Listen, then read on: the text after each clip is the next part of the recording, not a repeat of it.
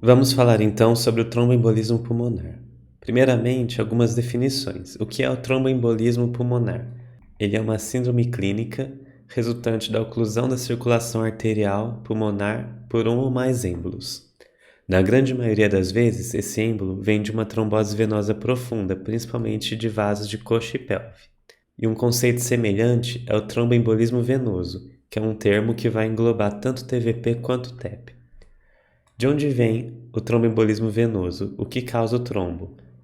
Nós temos a tríade de Virchow, que são 3 condições capazes de iniciar a trombogênese.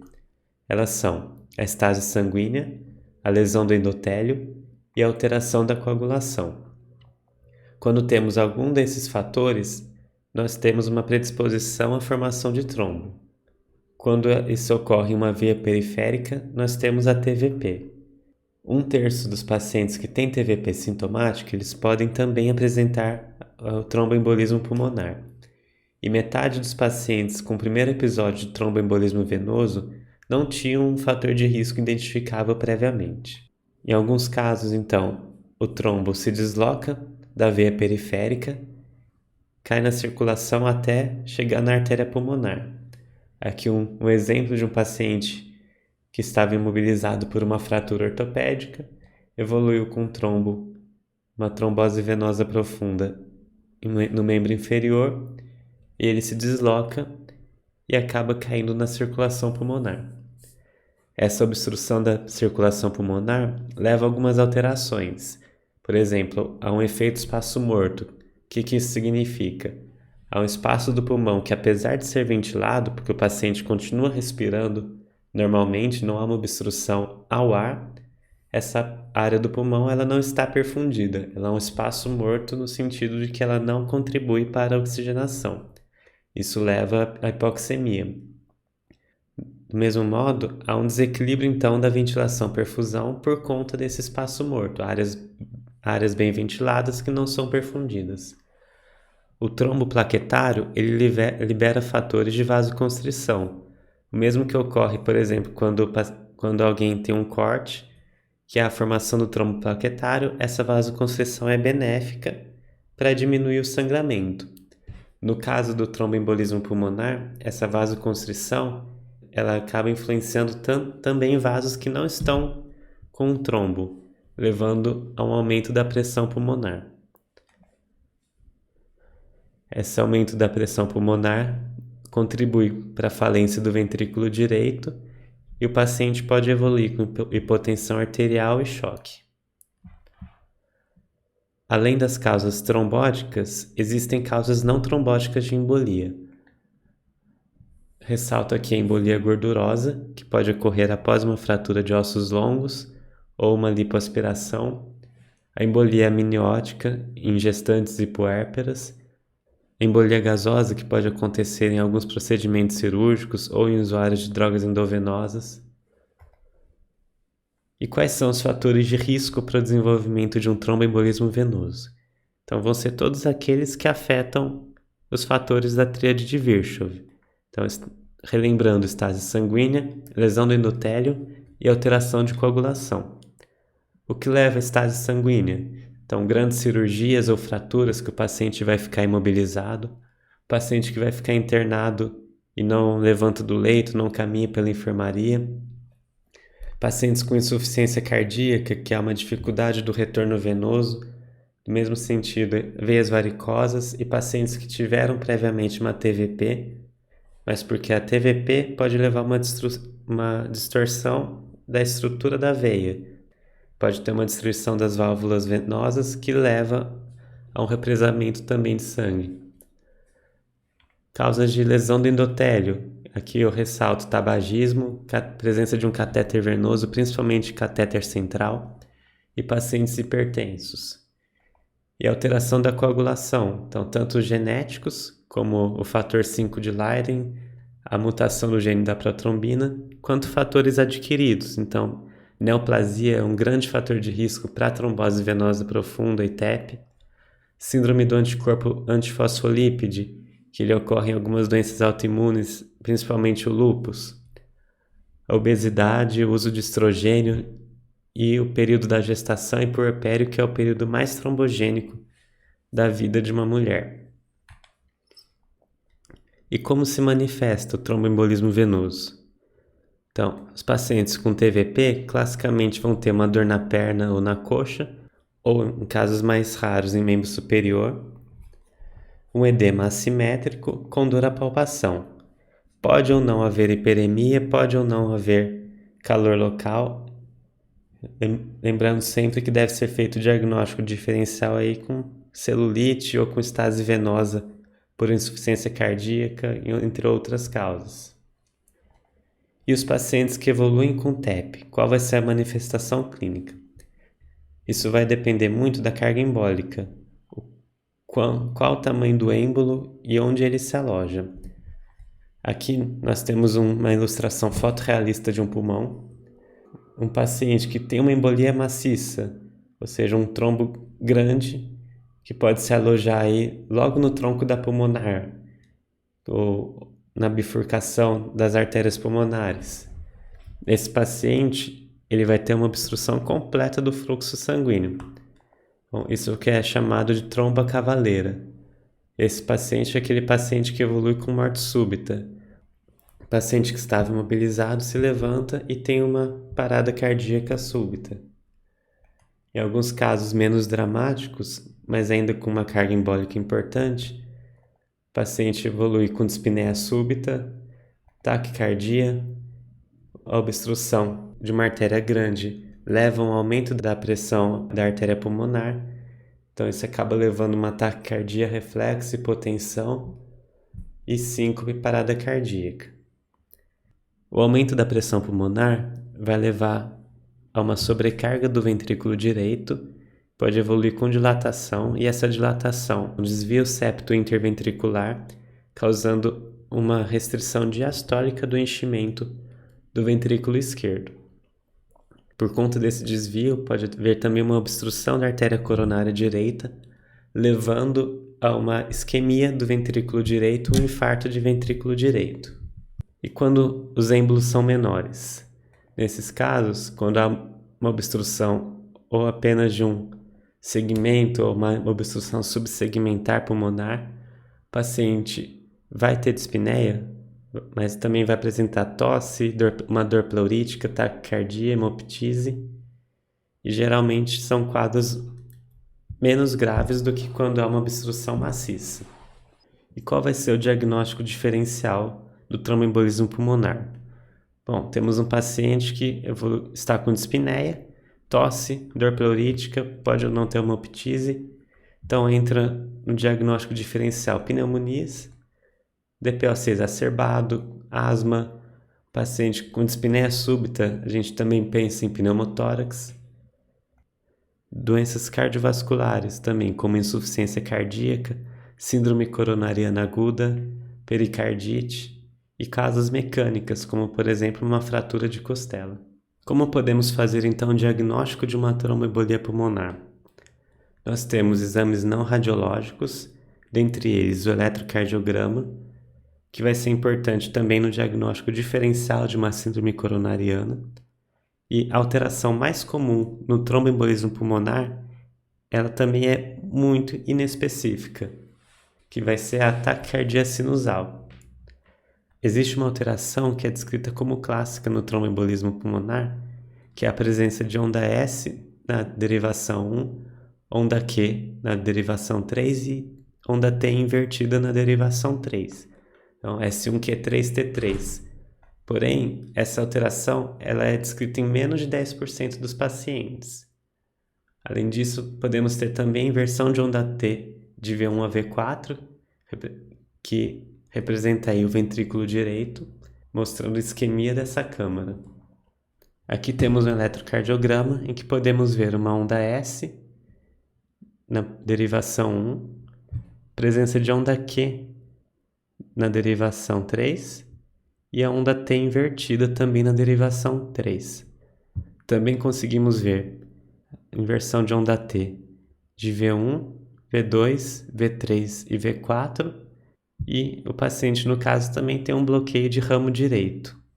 Entre os outros exames não radiológicos, temos a quantificação de dímeros D de fibrina, que são um produto da degradação da fibrina pela plasmina, e a presença de dímeros D elevados indica que está ocorrendo uma trombólise endógena. Essa trombólise, apesar de ocorrer, ela não é efetiva para eliminar o trombo. A quantificação de dímeros D é um exame muito sensível para a TEP, com uma sensibilidade acima de 95%, e um pouco menor para a TVP, cerca de 80%, por conta do tamanho do trombo, que geralmente é maior no tromboembolismo pulmonar. Porém, tem uma especificidade muito baixa.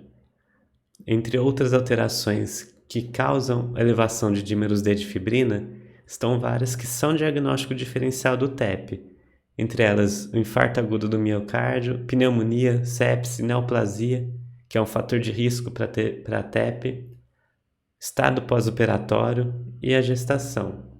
E entre os exames radiológicos, a radiografia de tórax, ela geralmente é normal, porém ela pode ajudar no diagnóstico de outras doenças, por exemplo, um pneumotórax ou uma pneumonia que vão ser facilmente vistas na radiografia de tórax.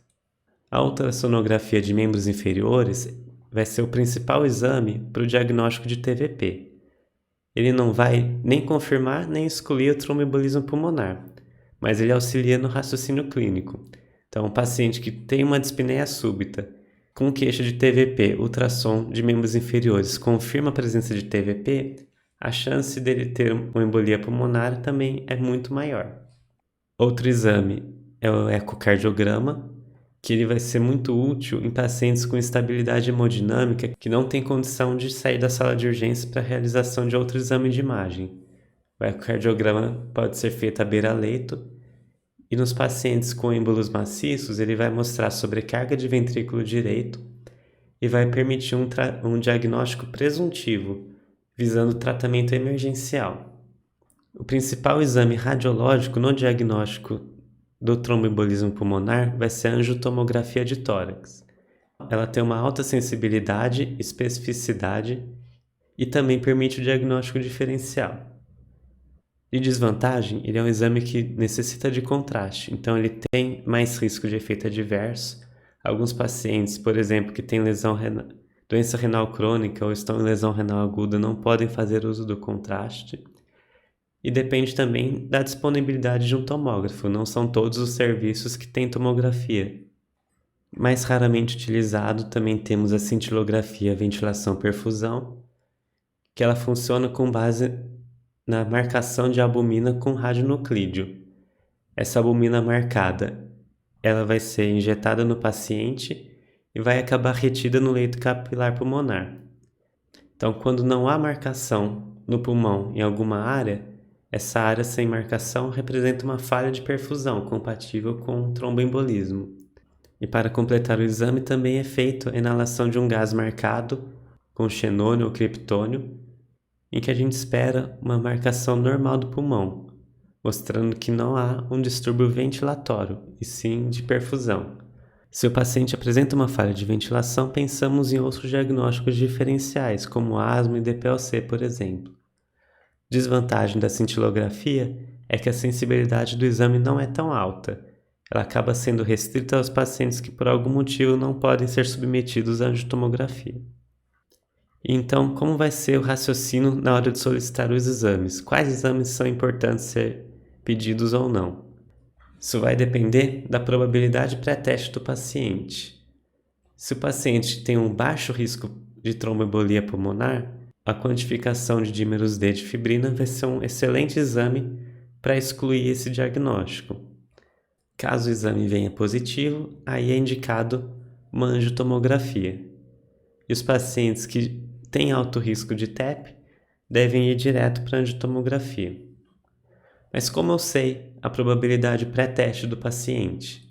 Então, existe um score que já é validado, que é o score de Wells, que vai avaliar algumas variáveis, entre elas o tromboembolismo venoso prévio, cirurgia ou imobilização recente, neoplasia ativa, hemoptise, frequência cardíaca acima de 100, sinais clínicos de TVP e o critério clínico, que é um diagnóstico alternativo ser menos provável do que o tromboembolismo venoso. O score de Wells tradicional divide a pontuação em 3 categorias. A baixa probabilidade clínica, que são os pacientes que pontuam menos de 2 pontos, probabilidade moderada entre 2 e 6 pontos e probabilidade alta acima de 6 pontos.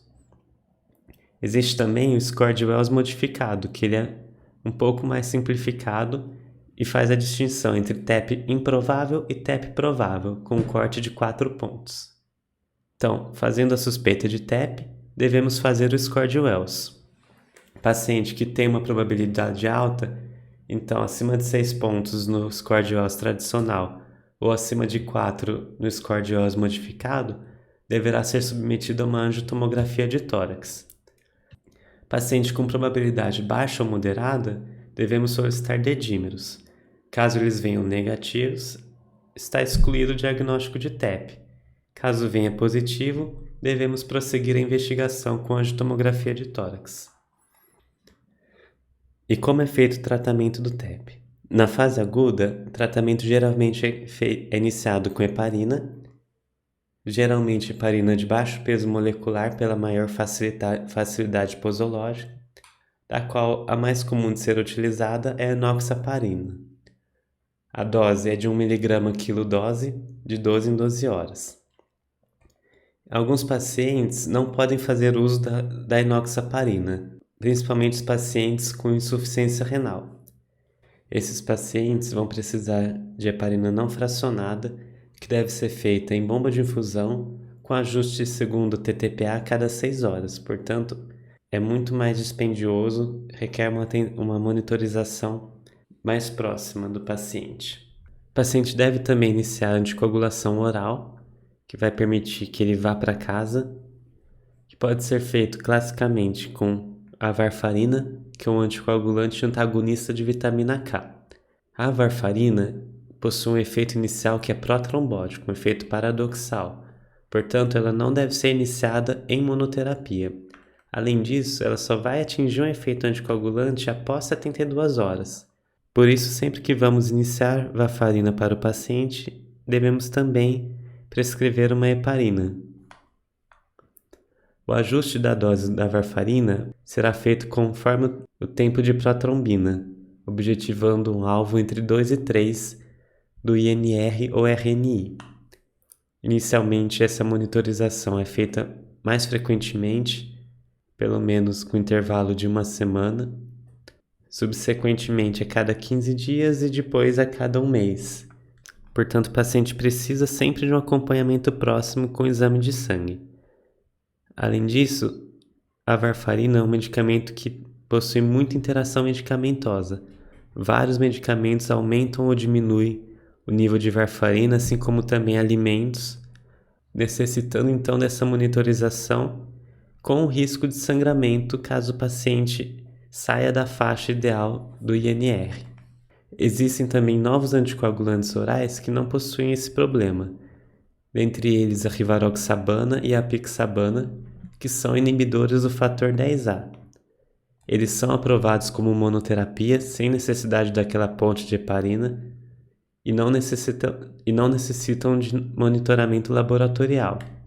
A desvantagem é que o custo é elevado, enquanto a varfarina é disponível na rede pública. E por quanto tempo eu vou tratar o paciente? Isso vai depender se houve ou não uma causa para o tromboembolismo venoso. Um tromboembolismo provocado que teve um fator claro que o desencadeou, por exemplo, uma cirurgia ou uma imobilização, podemos tratar de 3 a 6 meses de acordo com a situação. Um paciente que teve uma embolia pulmonar por conta de uma neoplasia, por outro lado, vai ser tratado indefinidamente, a não ser que o paciente seja curado do câncer.